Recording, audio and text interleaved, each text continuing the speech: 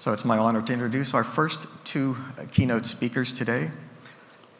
Mr. Atsushi Inoue is Vice President and Technology Executive in the Memory Division of KIOXIA Corporation. With over 30 years of experience in the flash memory industry, he plays a crucial role in product planning, technical marketing, and customer support for the latest 3D flash memory, BiCS Flash. Mr. Inoue graduated from the Department of Materials Science and Engineering, Faculty of Science and Engineering, Waseda University in 1993. In the same year, he joined Toshiba. In 1999, he moved to Toshiba America Electronic Components, where he supported the initial growth of NAND technology. Further on, he has worked with many versions of TLC and QLC technologies and planning NAND products for the enterprise and data center markets. Recently, he served as Senior Director in the Memory Technical Marketing Managing Department before assuming his current position. Mr. Inoue is currently based in the KIOXIA Corporation headquarters in Tamachi, Tokyo, Japan. Our second speaker is Mr. Ichiporia. He holds the position of Senior Vice President and General Manager of the SSD Business Unit at KIOXIA America Incorporated. In this role, he is responsible for the company's marketing, business management, product planning, and engineering teams, overseeing the SSD product portfolio aimed at cloud, data center, enterprise, and client computing marketing segments. Neville has over 20 years of extensive industry experience across a variety of responsibilities and disciplines, including product management, strategic marketing, new product development, hardware engineering, and R&D. Mr. Ichiporia holds an MBA from the Santa Clara University Levy School of Business, an MS in Electrical Engineering and VLSI Design from the University of Ohio, Toledo, and a BS in Instrumentation and Control Systems from the University of Mumbai. He is based in KIOXIA America headquarters for San Jose, California. It is my honor to present to you the first keynote of FMS 24, KIOXIA.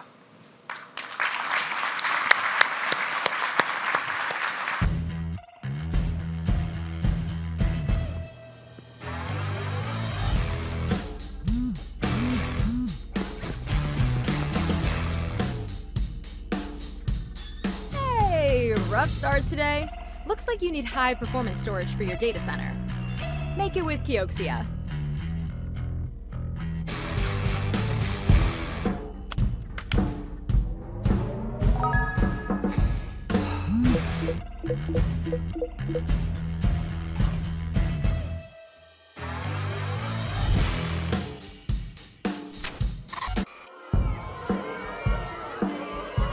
What happened to the music? Yeah, come on, bro. Sounds like your laptop needs a performance kick? Make it with KIOXIA.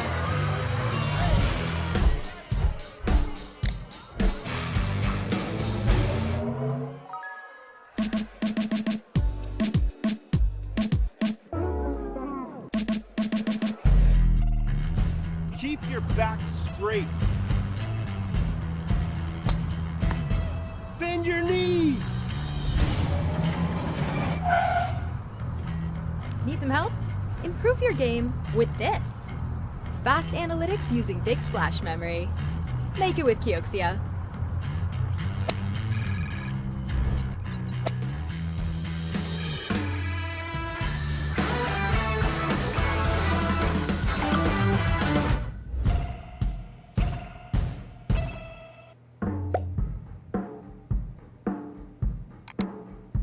Have you tried artificial intelligence?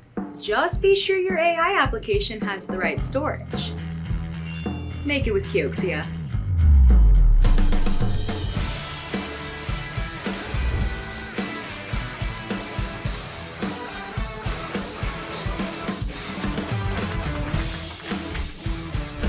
Upgrade it, create it, analyze it, innovate it. Make it with KIOXIA.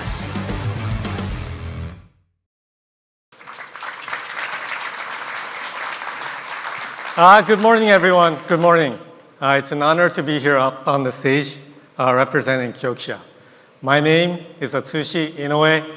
I'm a VP and Technology Executive of Memory at KIOXIA Corporation. Today, we'd like to share our view of the NAND market details of our BiCS Gen 8 and our future migration plan, followed by the introduction of the SSD storage innovation by my colleague, Mr. Neville Ichiporia. Let me start with this slide, the evolution of the 3D flash memory. Since the introduction of the 3D flash memory, the prevailing paradigm for its technology has always been to shrink the die size by stacking more layers, which is the vertical shrink, and by lateral shrink. But over the past 2 generations, it has weighted heavily more on stacking layers, which resulted in a CapEx-intensive structure. The graph on the left is the data from the analyst, which shows what I just mentioned.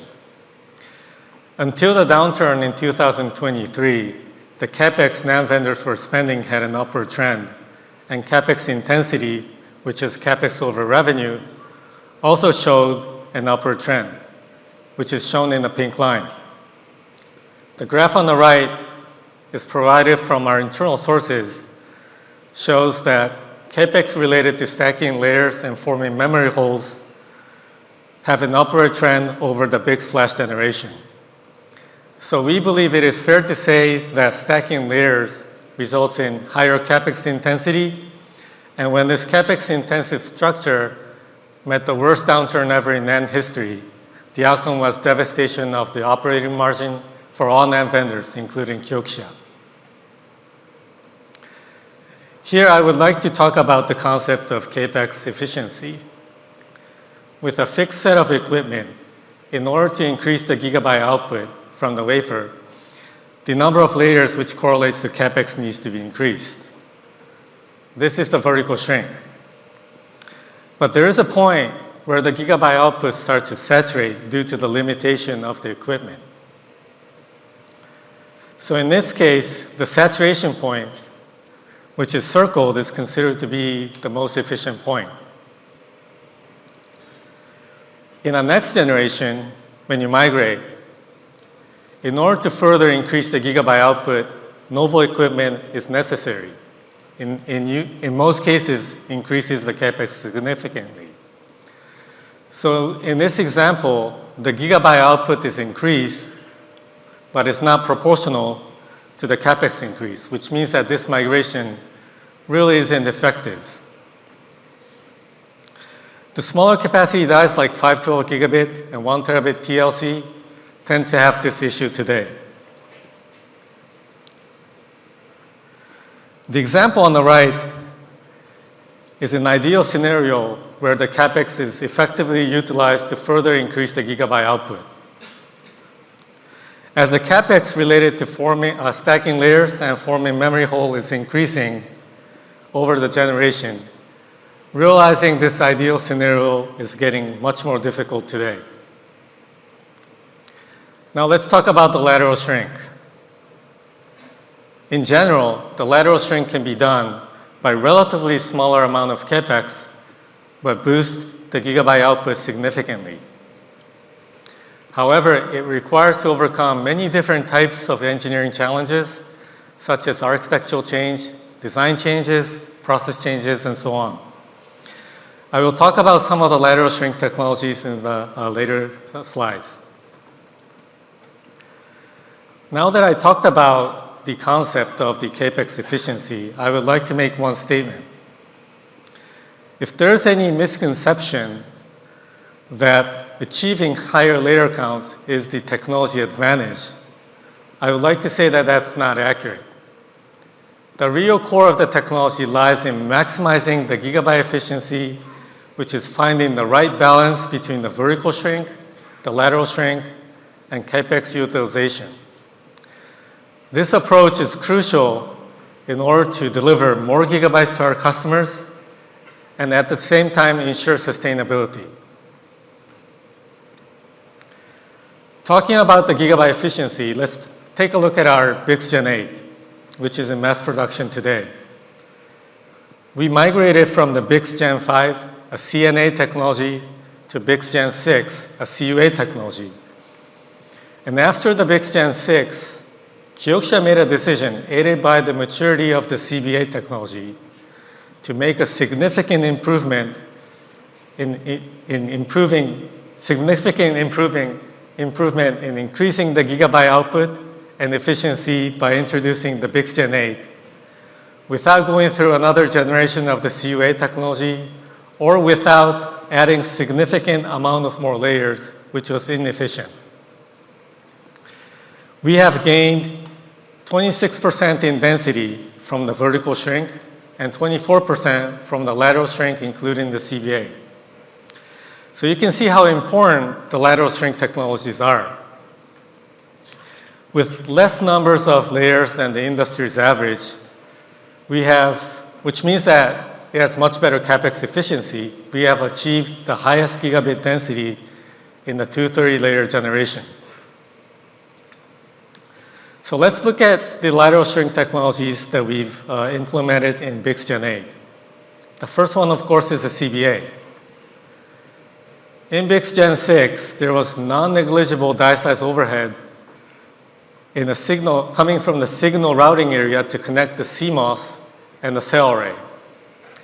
And this was minimized in BiCS 8 thanks to the face-to-face connection of the CBA technology. Also, from the performance and cell reliability standpoint, in BiCS Gen 6, optimal thermal could be applied to the cell array. Optimal thermal could not be applied to the cell array because it would cause degradation to the CMOS underneath. But in BiCS 8, since the two wafers, the CMOS and the cell array, are processed independently, optimal thermal could be applied to each wafers, which resulted in better performance and reliability. As one of the other lateral shrink technologies, let me talk about the OPS. The OPS stands for on-pitch select gate and contributes to reducing the area overhead in the wordline layers. Until BiCS Gen 6, many rows of memory holes were sacrificed in order to create a physical isolation at the select gate layer to enable the physical pages to be selected individually. This created significant amount of overhead. In BiCS Gen 8, we completely eliminated this overhead by creating the separation in between the memory holes, making some of the select gates in a semicircle shape without causing any degradation in the switching characteristic of the select gates. This is a unique technology developed by KIOXIA and our partner Western Digital. Everything combined all together, the BiCS Gen 8 1 terabit TLC, which is in mass production today, offers the following: more than 18 gigabit per square millimeters in density, 3.6 gigabps interface speed, 35 microseconds read latency, 200 megabyte per second write performance, and over 1.5 gigabyte per second per watt write power efficiency, while maintaining the most optimal CapEx efficiency. These best-in-class performance were achieved. I like to say that this is the technology leadership, and it's not just about the number of layers. And I hope everyone here agrees to that. As we announced in July, we are also sampling the 2 terabit QLC, which is the largest capacity QLC die available in market today, using the same Gen 8 technology. It offers more than 23 gigabit per square millimeters, which is 2.3 times dense compared to the BiCS 5 QLC used in data center applications today. Also, its write power efficiency is more than 70% better than that of BiCS 5 QLC. By stacking 16 dies, we can achieve 4 terabyte in a jet extender package, and 128 terabyte SSD can be achieved by placing 32 of those packages onto the PCB. This is a significant leap, and such high-capacity SSDs will be one of the most important building blocks in a data center infrastructure to support the next generation applications. We are working on to stacking more dies, such as 24 and 32, to enable even higher capacity SSDs. Lastly, let me talk about KIOXIA's future migration strategy. We call it the dual-pronged migration strategy. First of all, KIOXIA will leverage our CBA technology and combine it with the existing stacking technology to increase the gigabyte output and address the performance requirements for smaller capacity dies. This way, we can offer the high-performance NAND with the CapEx being minimized. Also, we will continue to develop the cutting-edge technology by utilizing both the most advanced vertical and lateral shrink technologies, just like before. And this will be the Gen 10. CapEx investment will be focused more on products capable of achieving a huge gigabyte output leap, such as large capacity QLC die. KIOXIA will make the most effective use of the CapEx, blend the two migration paths, and contribute in delivering more gigabytes and performance necessary for a wide variety of applications. That's it for the memory. Thank you. And now let me hand the microphone over to Neville, who can share some perspective on SSD storage innovation and its impact at the application level.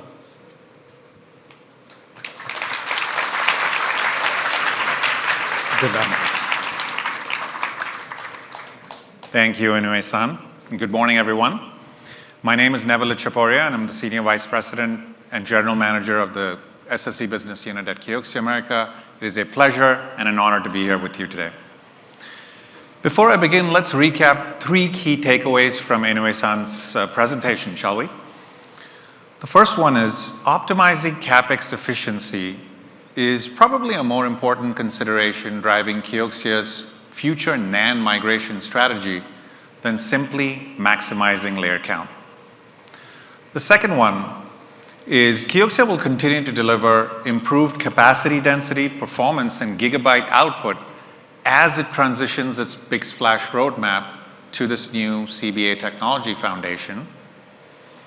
And the third one, and the final one, is KIOXIA will drive a dual-pronged NAND migration strategy that will enable our customers to make the right choice of node for the right application.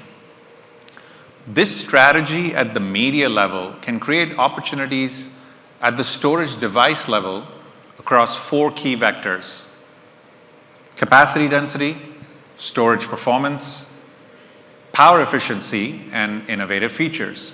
And each of these vectors can have a transformative impact on today's application landscape, particularly as AI workloads now become an important consideration for future SSD design. So let's take a look at how some of these improvements in flash technology can deliver to the promise of larger, faster, and perhaps more capable, more efficient SSDs in the future. Now, in storage systems, SSD performance directly impacts the speed of data access, the responsiveness of the application, and of course, the overall system efficiency. And in just the past 5 years, the industry has already delivered 2 generations of performance improvements from PCIe 3 to 4, and then from 4 to 5. And today's PCIe 5.0 SSDs, like KIOXIA's dual-port high-performance CM7, are now enabling next-generation applications like artificial intelligence, machine learning, deep learning. And projecting forward, as we move to PCIe 6.0 first, and then we have line of sight to PCIe 7.0 with data rates of 56 gigabytes per second, nearly 4 times as fast as what we can see today. This opens up new application possibilities for data-intensive markets like next-generation compute, automotive, and high-performance compute. And this trend is expected to drive SSD bit growth, strong SSD bit growth, for many years to come. Now, the industry has done a great job of delivering the NAND interface speeds to enable the performance at the application level. And for more than a decade, through the introduction of PCIe 4.0, the legacy trusty 2.5-inch enclosure has served us pretty well. without much need for innovation at the form factor level. But starting with PCIe 5.0, flash-enabled EDSFF form factors are now being deployed to address some of those concerns associated with elevated performance, like noise and signal integrity and heat dissipation, while still scaling performance and capacity to the levels you see here. And finally, as we move to PCIe 6.0, and the market shifts to those 2 terabit die densities that Inoue-san was talking about, what you're going to see is the increased die parallelism and the increased power budgets now combined to enable extreme capacity, density, and performance scaling, thereby enhancing both access density, which is how quickly you can get data out of the drive, and rack density. Talking about rack density, as AI architectures evolve to feed those data-hungry GPUs, petabytes per rack, or rack density, has emerged as a key operational metric in the new data center. Regardless of the choice of your SSD form factor, whether it's E1.S or E3.S or even U.2, drive capacities are going up, and they're going up considerably. In fact, with a 2 terabit die, you can now scale rack density in excess of 300 petabytes per rack. That's incredible, and it's way up from where we were a couple of years ago. Today's high-capacity SSDs also possess unparalleled TCO advantages from all that consolidation of power and cooling and other savings, which makes them ideal candidates for AI-centric storage. And KIOXIA will introduce its next wave of high-capacity enterprise and data center drives on its BiCS Flash Generation 8 portfolio in the future. Now, as these high-cap drives become more and more prevalent, increasing storage density now presents a pretty big and meaningful challenge to the early detection and correction of errors. What happens is these modern storage systems continually read and check and read and check all of this data in a process we call data scrubbing, an operation that ensures that the integrity of the stored data. Now, various implementations exist, but they all involve moving data from these SSDs to compute units through PCIe and memory subsystems and fabric. This is followed by a data integrity check, which involves calculation of a hash or a checksum or RAID parity, and then you get a comparison to the expected value. If everything checks out, which is the desired outcome, then you're done. But what happens here is 100% of all of these computations and data movement is ideally throwaway work, which penalizes our most essential, most critical, most precious resources, which is your network and memory bandwidth. So data scrubbing essentially incurs a consistently occurring overhead penalty that must be paid to ensure data integrity. Now, this problem is compounded by the fact that in today's data centers, exabytes of data pass through your CPU, network, and DRAM. So the data scrubbing penalty gets compounded, it gets amplified, potentially by orders of magnitude. So we ask the question, what if we, the SSD guys, could offload this predictable, repeatable, fixed function data scrubbing task to the SSD? Well, KIOXIA plans to equip future SSDs with embedded logic like controller memory buffers and compute engines and DMA controllers to facilitate offloading these multiple functions like RAID offload and data scrubbing and potentially many more. So the best part of this whole activity is these resources exist today, and we're just making them available to the host through a standards-based process and approach. Take a look at this data. The savings are pretty incredible. Our simulations show that systems can scrub data with up to a 99% reduction in host resource utilization. So again, if you're interested and if you want to learn more, please stop by our booth or attend our panel session. Now, another innovation that KIOXIA is looking into is memory expansion capability using a low latency Excel flash memory. The data shown here compares GPU graph processing runtime when graph data is placed in CXL memory versus host DRAM. And our investigations have shown that a modest amount of DRAM cache in conjunction with Excel flash memory can yield average latencies less than 1.6 microseconds for a 256-byte random access. So this solution has the potential to deliver DRAM-like application performance for various workloads using relatively cost-effective Excel flash memory. We are presently building a POC and are eager to work with our partners and customers to explore the benefits of memory expansion. So if you're interested, please stop by our booth and check it out. Well, let's talk a little bit about AI. In today's enterprise AI server environment, from data ingestion to AI training to AI inference and grounding, SSDs now play a critical role in data storage. So given its capacity density and cost advantages relative to DRAM, how can SSDs play an even bigger role in the future of GPU-connected AI architectures? Well, let's ask someone who knows a thing or two about storage technology as it directly relates to AI and GPUs.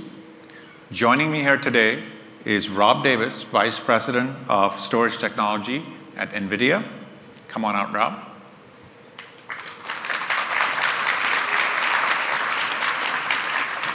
Rob, thanks so much for joining us today.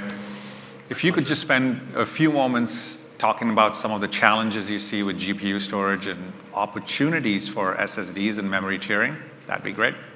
Be happy to. Hello, everybody. First of all, I want to thank KIOXIA for inviting me to be a part of their keynote here at FMS. I almost said Flash Memory Summit. It's stuck in my head from years and years. So, how many of you have teenage sons at home? The reason I'm asking is because GPUs are a lot like teenage boys. They're always hungry. Except instead of being hungry for whatever's in your refrigerator, GPUs are hungry for data. As the chart here on the left shows, a CPU's data set is typically measured in gigabytes, but a GPU's data set is measured in terabytes or even gigabytes. And as you can see, the curve is up and to the right, so it's not going to get any better. The way to think about this, or why this is because we all know in a CPU there's tens of cores. But in a GPU, there's tens of thousands of cores. So to go back to our food analogy, think about feeding a family versus feeding all the people at that football stadium across the street on game day.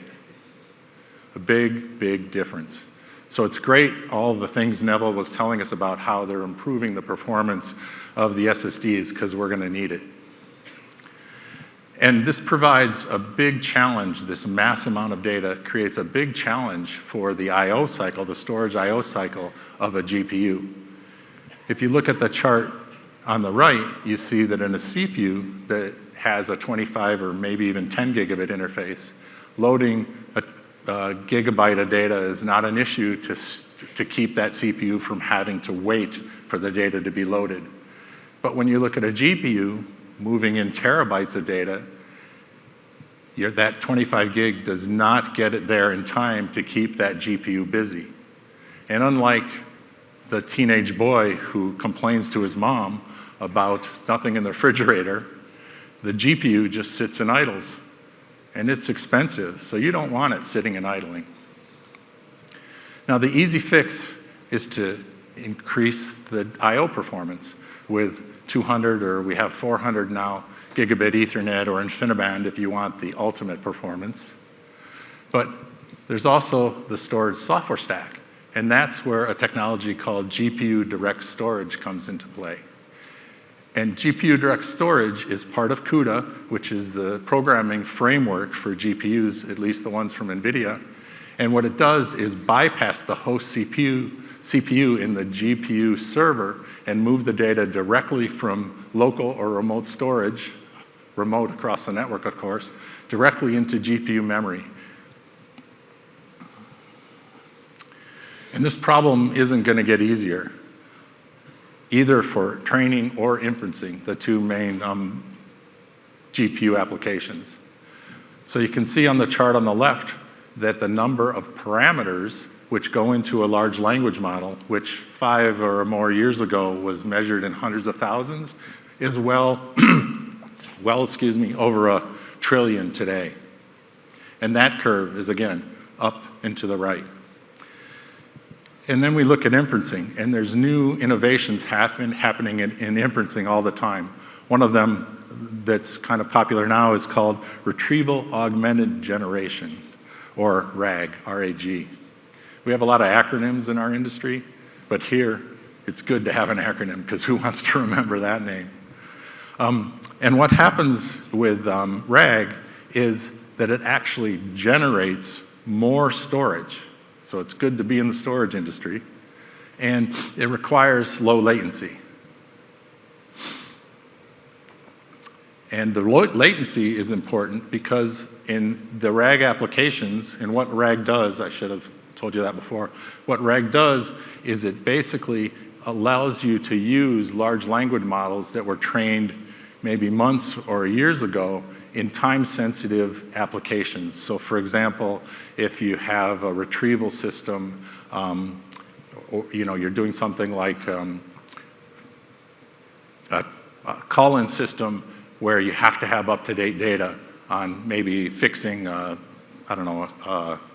TV or something like that. The data has to be updated from long ago in order to be relevant today.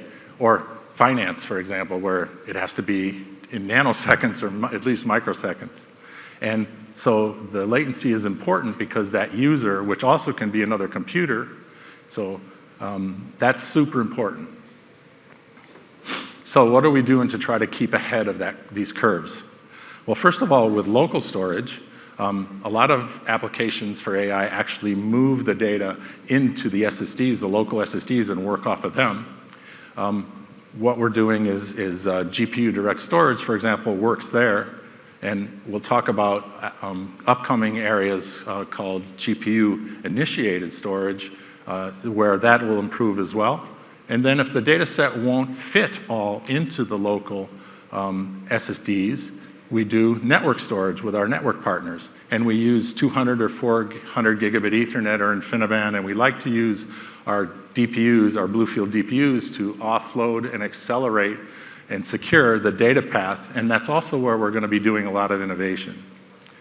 So if we look at GPU Direct Storage that I talked about earlier, you can see the data path without GPU Direct Storage is in dotted lines, so the data comes out of the storage, goes through the CPU, into the CPU memory, back out of the CPU memory, and back to the GPU. So there's a store and forward with a lot of software.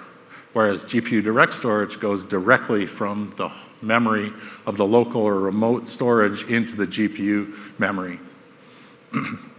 With GPU Initiated Storage, we actually remove completely the control path from the CPU and put it into the GPU. So now think about all those people in that stadium, drinking coffee. The load on those local CPUs and the remote storage is going to skyrocket. So higher performance needed there. We're also increasing the performance of the network to 800 gig, and we're looking at how to accelerate object storage. So most of the storage, or much of the storage today, isn't in file and block. It's stored in object storage. So we're looking at ways to improve the storage software stack to accelerate object storage as well. And then lastly, we have a new technology that I'm sure you've heard about called Spectrum-X. And what Spectrum-X does is make Ethernet as close as possible to InfiniBand performance. And it does this without changing Ethernet. So you can run your regular Ethernet traffic on it at the same time.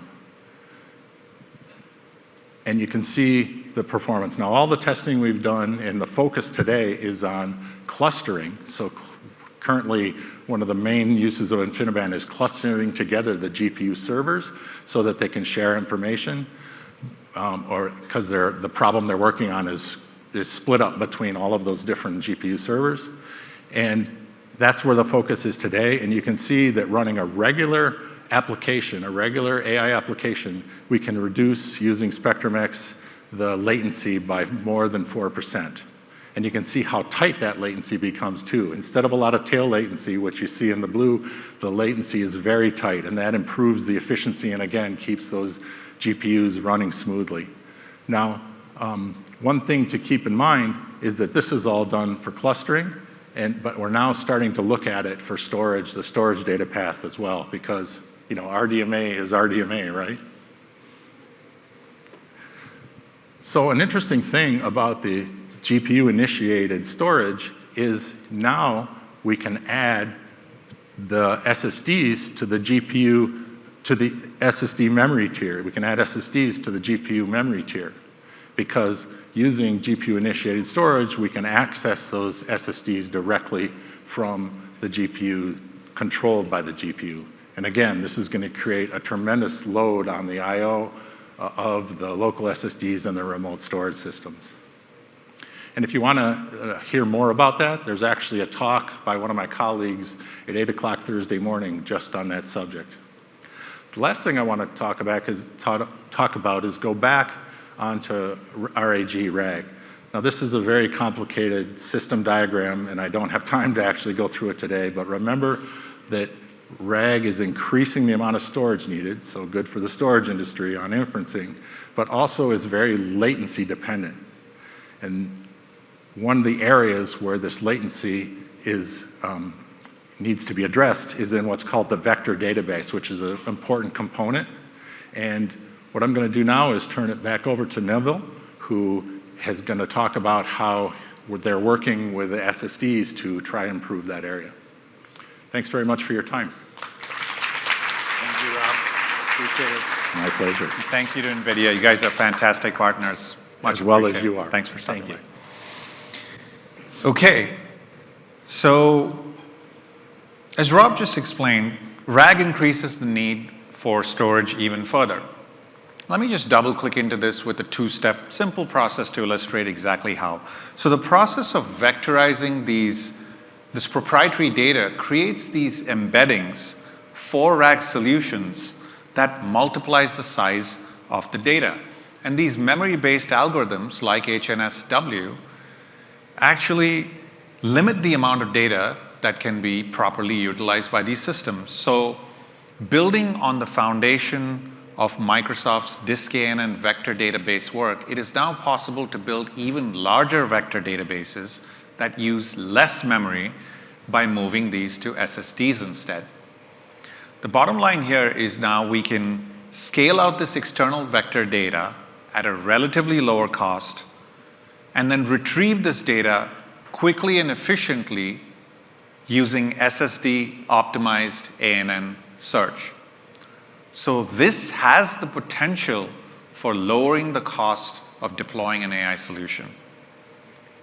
Now take a look at this data that perhaps underpins the assertion I just made. The graph on the left shows that the DRAM footprint for vector databases grows astronomically with the number of vectors or the RAG database size. And this compounds as the number of dimensions for these vectors grows. Now let's compare this with DiskANN's results. As you can see, the memory requirements are substantially reduced. But what is truly surprising here is the graph on the right. Our testing shows that as vector databases scale, you can reach a point where an optimized SSD-based ANN search actually outperforms a traditional DRAM-based search. Now let's go one step further. Isaac is a KIOXIA project to transition from mostly in storage, like disk KNN, to all in storage vector databases. And Isaac research builds upon disk KNN's algorithms through further optimizations for SSDs. And preliminary results show virtually no DRAM required while enabling practically unlimited scaling. And at the same time, we see, if you look at the graph on your right, only a modest penalty relative to disk KNN, while still being substantially faster than DRAM-based HNSW solutions at scale. So these are pretty impressive early results with some profound implications. And so again, if you want to learn more, please visit our booth and learn more about what SSDs can do for your AI solutions. And that brings me to the end of the presentation. Thank you all. Please stop by our booth, check out our demos, as well as our speaker sessions. Thank you.